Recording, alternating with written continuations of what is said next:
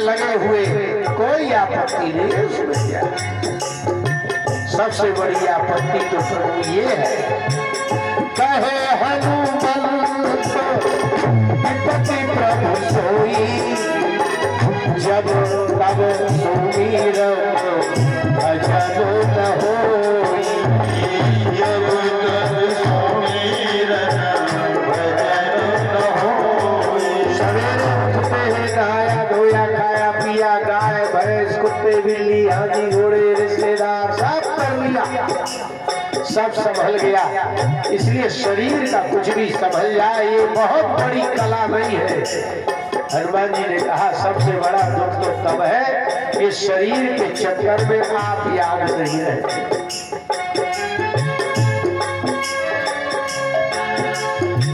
सुरसा ने कहा था कि हनुमान लंका में प्रवेश करना तो ये अपना ध्यान रखना, प्रवेश नगर की जय सब भाजा। रावण के यहाँ प्रवेश करके सीता का पता लगा करके रावण के यहाँ से राम के यहाँ लौट जाना ये बहुत बड़ी बात नहीं है हनुमान, लेकिन लंका से लौटने का तो साधन एक ही है। हृदय राखी कौशलपुर राजा,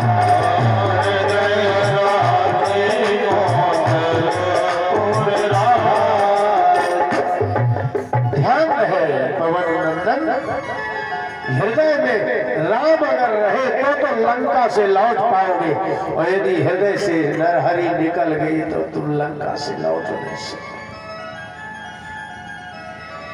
इसलिए क्योंकि राक्षसों के बीच से पार करके निकलने के लिए हृदय में भगवान चाहिए, नहीं तो इस परिवार से आप निकल नहीं सकते। इसलिए परिवार से निकलने के लिए आपकी हिम्मत नहीं है, ये बहुत भयानक समुद्र है, इसमें घुसना सरल है, निकलना कठिन है। हमने कहा था गुरुजी से हमारा शादी वादी में मन नहीं लगेगा, क्योंकि हम रिश्तेदारी में जाते नहीं है। कोई मर जाए तो वहां नहीं जाते, किसी की शादी हो तो नहीं जाते, तो शादी करके क्या करेंगे, और फिर अगर प्रवेश किया तो निकलेंगे कैसे। गुरुजी ने कहा कि शादी कर लो, लेकिन जो कर रहे हो बंद नहीं करोगे तो शादी से ऊपर हो जाओगे। विवाह करने के पहले जो तुम कर रहे हो, जो नियम पाल रहे हो, उस नियम को नहीं छोड़ना तो संसार पार कर जाओगे। और जो लोग नियम नहीं पालते वो संसार में ऐसे धंसते हैं जैसे कीचड़ में गाय धंसती चली जाती है। इसलिए संसार से पार करने का, परिवार से पार करने का साधन नियम है। और कठिन है।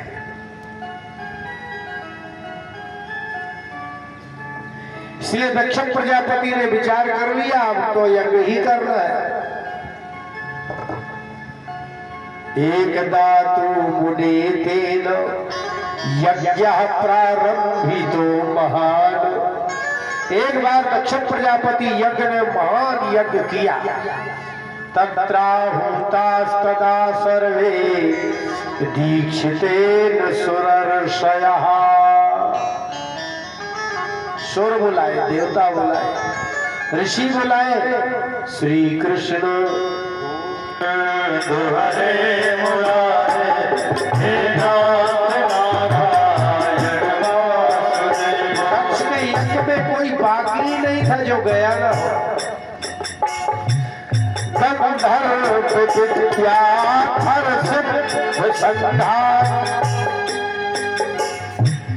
आदित्य संघाम सगणाम सयज्ञा संख्या वतानाम नचरान समस्ता अग्रे सदक्षो ही महाध्वरे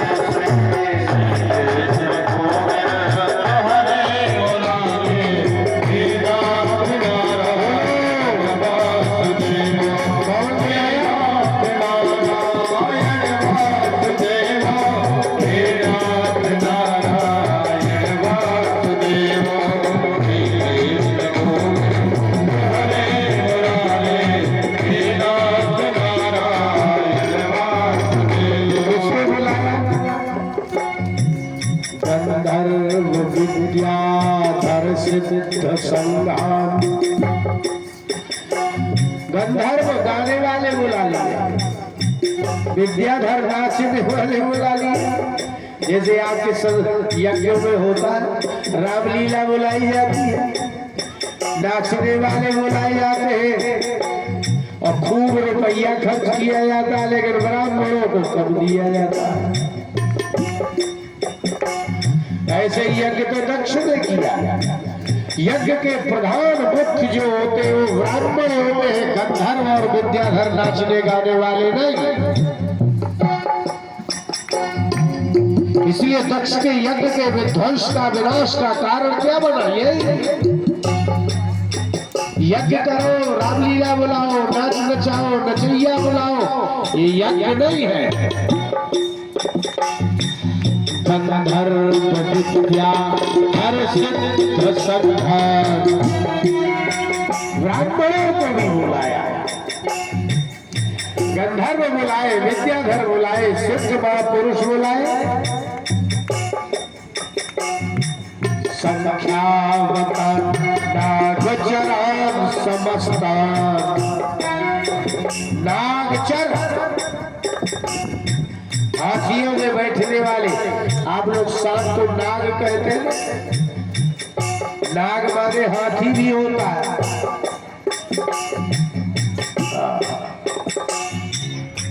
सब बुला लिए।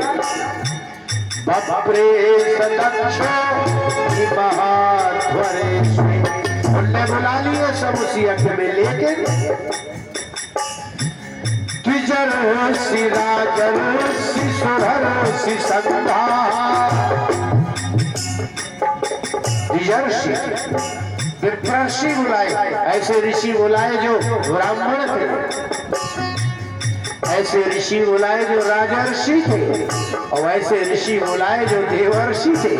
देवताओं में भी ऋषि होते हैं, ब्राह्मणों में भी ऋषि होते हैं, क्षत्रियों में भी ऋषि होते हैं। कृपा सभिन्ना सचिवा ससैन्या, राजा बुलाए, सचिव मंत्री बुलाए, ससैन्या सेना भी बुलाई, वसु प्रमुखा गणदेवताश्च,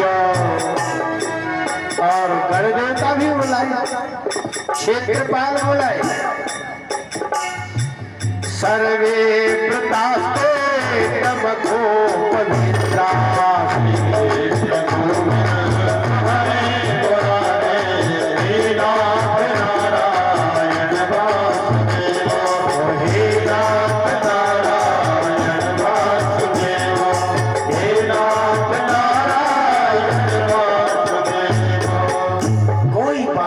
यज्ञ में। इसलिए अब जो यज्ञ होते हैं सही तो होते हैं। एक यज्ञ हम नहीं जाते यज्ञ यज्ञों में, आप हमारे अभी सिद्धांत तो नहीं समझेंगे। कैसा भी बड़ा यज्ञ करा रहा हो विश्व का कोई, चाहे जितनी दक्षिणा से कोई लेना देना नहीं है, लेकिन अब यज्ञों की कथा करते नहीं है, क्योंकि कोई सुनता ही नहीं है। कोई परिक्रमा लगा रहा है, कहीं कुछ हो रहा है, कहीं कुछ। अब मोहनदास जी कह रहे थे कि यार मेला भी लगेगा, मेला का माइक बजेगा क्या? बोले नहीं बजेगा, क्योंकि कथा जितनी कीमती है संसार में इससे बहुमूल्य वस्तु कुछ है। इसलिए यदि यज्ञ हो तो रामलीला नहीं होना चाहिए, क्योंकि लोग कथा सुनने नहीं आते, लेकिन रामलीला देखने, नाच देखने आते। और आजकल की रामलीला तो ये है कि रावण बैठा होगा, सो नाचने वाली आ जाएगी और वही गाने हो। ये है रामलीला। हम लोगों ने नहीं देखी क्या रामलीला, लेकिन मैं तो ये कहता हूँ यही रामलीला है। राम की यही लीला समझो। इसलिए यज्ञ वज्ञ होते नहीं, इसलिए गंधर्व बुलाए, विद्याधर बुलाए, नाग हाथी बुलाए, दिग्गज बुलाए, देवर्षि राजर्षि और राजा सचिव मंत्री सब बुलाए, लेकिन शंकर जी नहीं। इसलिए यज्ञ भंग हुआ, क्योंकि यज्ञ में देवता मुख्य होते हैं, नचैया गवैया और राजा नहीं।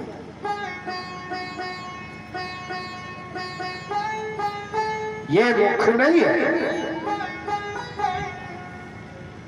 नाहूता यज्ञ विषय दक्षिणा गुणदर्शिना। दक्ष को शिवजी में अगुणदर्शी, अगुणदर्शी, जिसको गुण नहीं दिखाई देते हैं उसको अगुणदर्शी कहते हैं। जैसे आप एक शब्द कहते हैं ये प्रत्यक्षदर्शी है, ऐसे ही जो दूसरे को दोष देखता है उसको दोषदर्शी कहते हैं और उसी को अगुणदर्शी कहते हैं। नाहूता नहीं बुलाया। दधीचि ऋषि आए। दधीचि ऋषि ने यज्ञ का अवलोकन किया और कहा, सर्वे श्रुत मद्वाक्यम देवर्षि प्रमुखा मुदाहा। महाराज ये वही दधीचि है जिन्होंने अपनी अस्थियां दी थी। चिल्ला करके यज्ञ मंडप में बोले, सर्वे श्रुत सभ्याः, सारे सभ्य मेरी बात सुन लो ध्यान से। यज्ञ प्रारंभ करने के पहले कस्मान दैवागतः शंभुः अश्विन यज्ञ महोत्सव, इस यज्ञ महोत्सव में शंकर जी क्यों नहीं आए?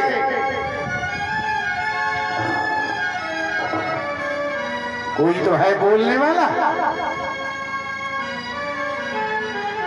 ये अर्थ थोड़ी है कि हम आपके यज्ञ में आए हैं तो आपके यज्ञ की गलती न बताएं।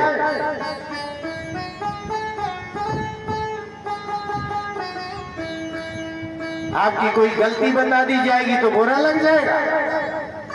वह ब्राह्मण ही क्या जो यजमान की गलती न बताए, और वो यजमान क्या जो ब्राह्मण की बताई हुई गलती को स्वीकार न करे। यदि यजमान की गलती ब्राह्मण बताता है और यदि मान ले और उस गलती को पूर्ण कर ले, कभी को तो यज्ञ पूरा होता है। और यदि यजमान ने ब्राह्मण की बताई हुई गलती को पूरा न करके क्रोध किया तो फिर यजमान के भला होने का कोई रास्ता ही नहीं है कोई रास्ता। ब्राह्मण को बुलाया इसलिए जाता है कि वो आपका कल्याण करे। आपकी बताई हुई बात को जब वो बताता है तो आपको बुरा लगता है, और यदि बुरा लगता है, मैं आज बहुत अच्छे से ध्यान से सुन रहा था, मेरी पढ़ाई हो गई थी, हम बहुत प्रसन्न हैं।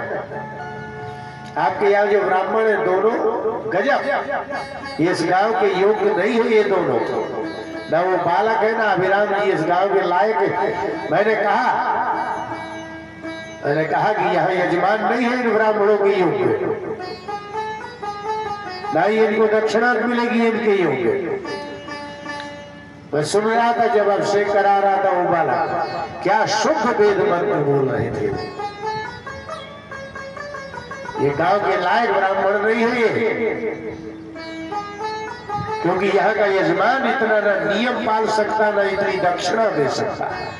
लेकिन अब हमको गौरव है, प्रसन्नता है हमको कि हमारे ब्राह्मण उस जगह पर भी कार्यक्रम कर देते हैं जहाँ दक्षिणा और सम्मान नहीं होता। इसी का नाम ब्राह्मण है। ब्राह्मण के बराबर सहनशील इस धरती में है कोई मनुष्य। आपकी कम दक्षिणा में, कम भोजन में, ऐसे सरे से कपड़ों में, और ऐसे वेद मंत्र बोलते हैं, यहाँ से ताकत लगा के वेद मंत्र बोलते हैं। लाखों का वेद मंत्र 2 रुपया में बोले, उसी का नाम ब्राह्मण है। इसलिए ब्राह्मण से ज्यादा उदार आप कभी ना थे, ना होंगे, ना हो सकते। ब्राह्मण के जैसा कोई चलता फिरता देवता है ऐसा।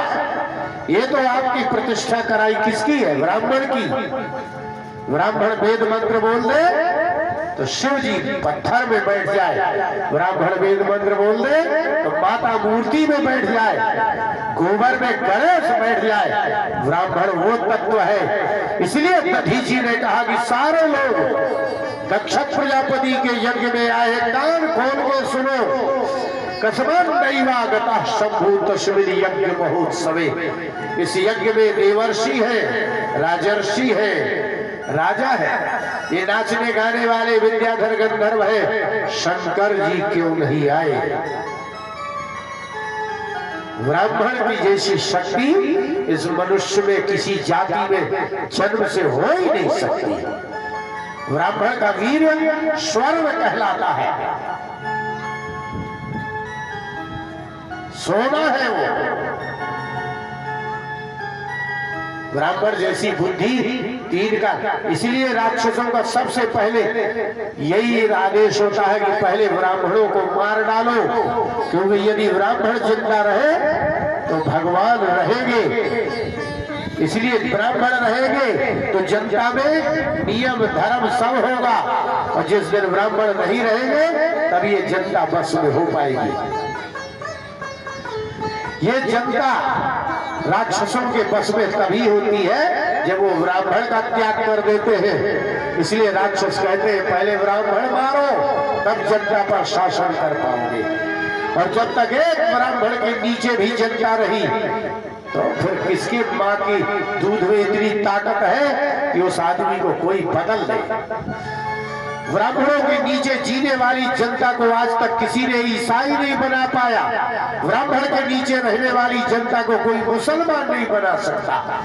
मुसलमान और ईसाई वही बनाए जाते हैं जिन्होंने ब्राह्मण का त्याग कर दिया, और जिन्होंने ब्राह्मण का त्याग किया वो गाय खा रहे हैं, भैंस खा रहे हैं, सुअर खा रहे हैं, अन्न नहीं खाते।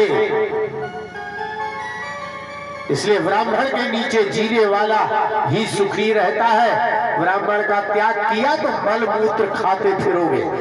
मछली के भीतर लैट्रिन होती है कि नहीं? अंडा मुर्गा का बीज है।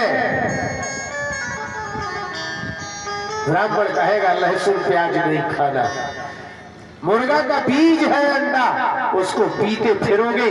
मछलियों की लैट्रिन खाते फिरोगे, मलमूत्र खाओगे। कोई ऐसा पशु पक्षी है जिसके पेट में मलमूत्र ना होता हो? ये मछली को थूको तुम्हारा कफ खाता है, लेकिन जिन्होंने ब्राह्मण का त्याग किया वो मांस खा रहे हैं, मलमूत्र पी रहे हैं। इसलिए ब्राह्मण का त्याग करने वाले ही ईसाई मुसलमान हो सकते हैं। हम छाती ठोक के कहते हैं हमारे नीचे जीने वाले आदमी को यहाँ का ईसाई का पोप भी नहीं समझा सकता कि ईसा मसीह भगवान है। कोई मुसलमान आके अल्लाह नहीं कहलवा सकता।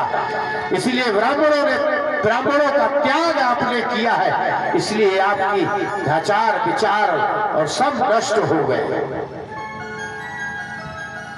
ब्राह्मणों का त्याग करने वाला व्यक्ति मनुष्य नहीं रह जाता, मानव नहीं दानव हो जाता है। स्त्रियों में पतिव्रता धर्म नहीं बचता, पुरुषों में धर्म नहीं बचता। इसलिए ब्राह्मण वो तत्व है, ब्राह्मण अग्नि है, ब्राह्मण का वीर्य स्वर्ण है।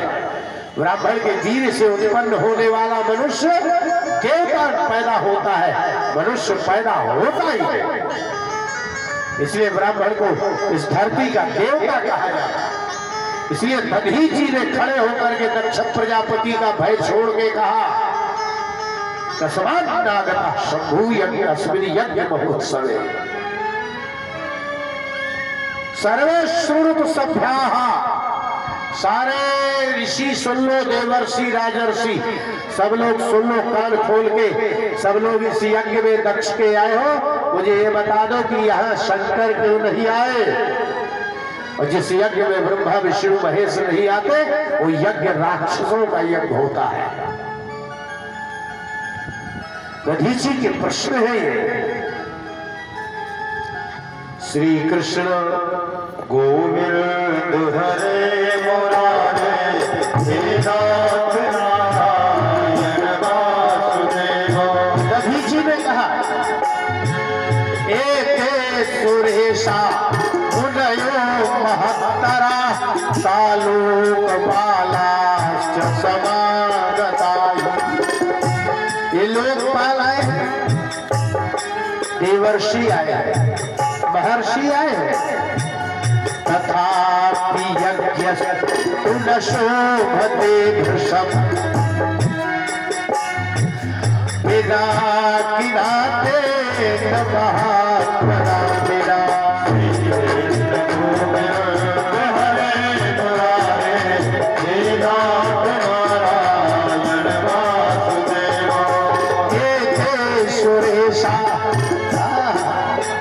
दधीची ने कहा ये इंद्र ये देवता आए हैं मुनयो महत्तारा ये ऋषि मुनि आए हैं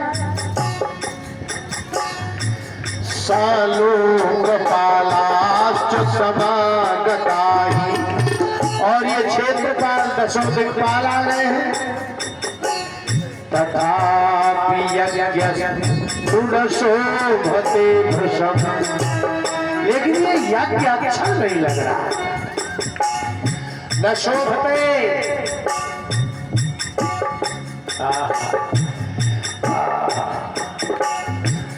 बिना किलाते महात्मना बिना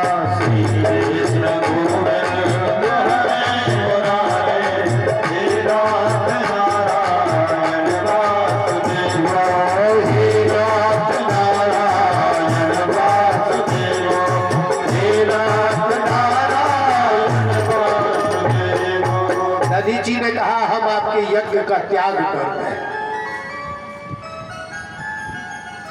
इसलिए जाओ सर्वैर्भवद्भिः गन्तव्यं यत्र देवो महेश्वरः जाओ सब लोग वहां जहां शंकर जी हैं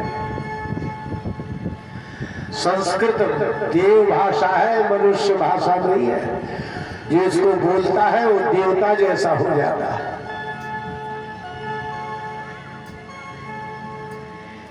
इसलिए दधीची ने कहा कि हम यज्ञ में नहीं रहेंगे पिनाकी भगवान शिव के बिना ये यज्ञ अच्छा नहीं लग रहा है इसलिए सर्वैर तत्र गंतव्यम सब लोगों को वहां जाना चाहिए जहां शंकर जी है सब लोग चुप हो गए और कहा सुनो दाक्षायण्या समम शंभु मानयध्वम त्वरान्विताः दक्ष और दक्ष की पत्नी जाए और शिव जी को बुला कर लाए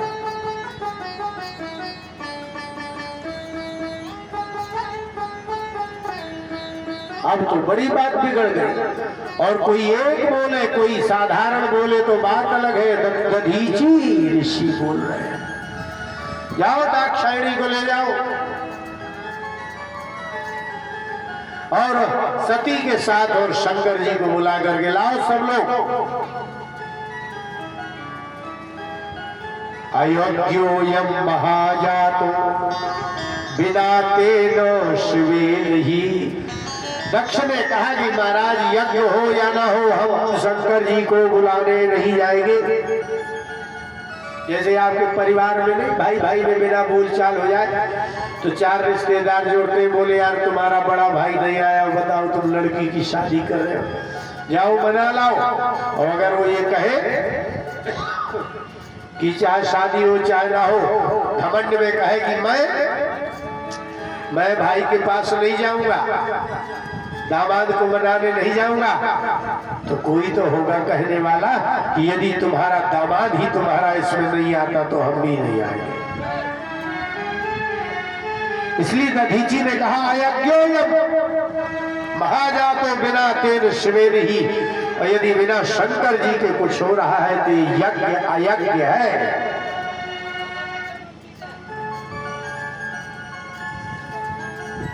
और विनाशोपि विशेषेण यत्र ते ही भविष्यति और यदि ये दक्ष शंकर जी को बुलाने नहीं जाता तो विनाश भविष्यति लिख लो विनाश ही होगा क्योंकि ये यज्ञ नहीं अपने दामाद को अपमानित करने के लिए यज्ञ किया जा रहा है इसलिए ये अयज्ञ है इसलिए कहते हैं जिसमें ब्राह्मणों का आदर ब्राह्मणों की दक्षिणा व्यवस्थित ना हो और यज्ञ की सामग्री पूरी ना हो तो ब्राह्मण चाहे जितने मंत्र बोले वो यज्ञ नहीं है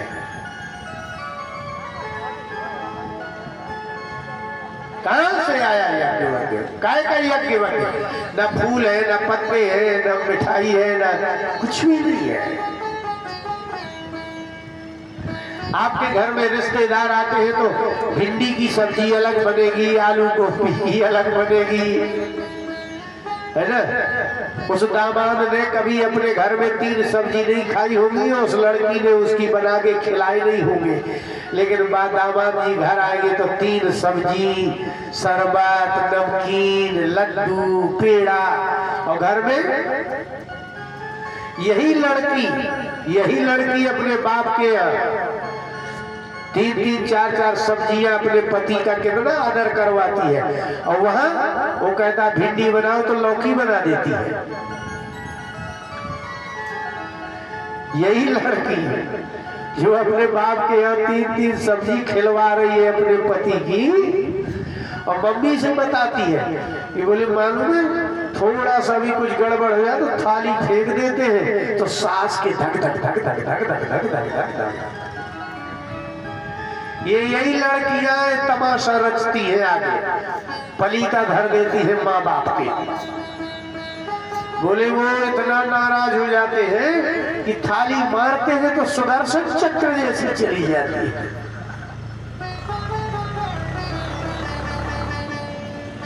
इतना जब डरवा देती है या अपनी मम्मी को बाप की बेइज्जती करवा लेती है, लेकिन अपने पति की बेइज्जती नहीं करवाती। इसलिए मैं कहा करता हूँ, लड़की शादी के बाद कोई बाप कहे कि ये मेरी लड़की है तो वो बुद्धिमान आदमी नहीं है।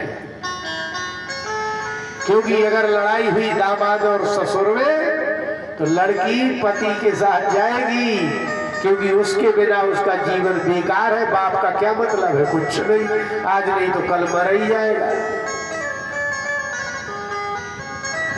बाप के मरने से लड़की का कुछ नहीं बिगड़ता, पति बिगड़ेगा तो सब बिगड़ जाएगा। इसलिए देवियां वहां से यहाँ से मांग भर के जाओ तो ये वहां भी मांग करती है, और यहाँ आ गई सो यहाँ भी मांग करती है। ऊपर से नाटक बहुत। अगर भाई जैसे तैसे साड़ी ले भी आएगा तो ये साड़ी, यही साड़ी तो तुमने 150 की पिछले साल दी थी, 3 महीने चली थी, फलाने भैया ने बहुत अच्छी दी थी। अरे यार मायके में जो मिले वो ले लो, उसमें कभी न बताओ। इसलिए हम कहा करते हैं कि आदमियों, महाराज दधीच ने कहा ये यज्ञ नहीं है जिसमें देवता ना हो, सामग्री ना हो, यजमान की श्रद्धा ना हो, ब्राह्मण की दक्षिणा ना हो, जैसी होनी चाहिए वो यज्ञ नहीं है, वो अयज्ञ है। आप लोगों ने महाराज बलि का प्रसंग नहीं पढ़ा।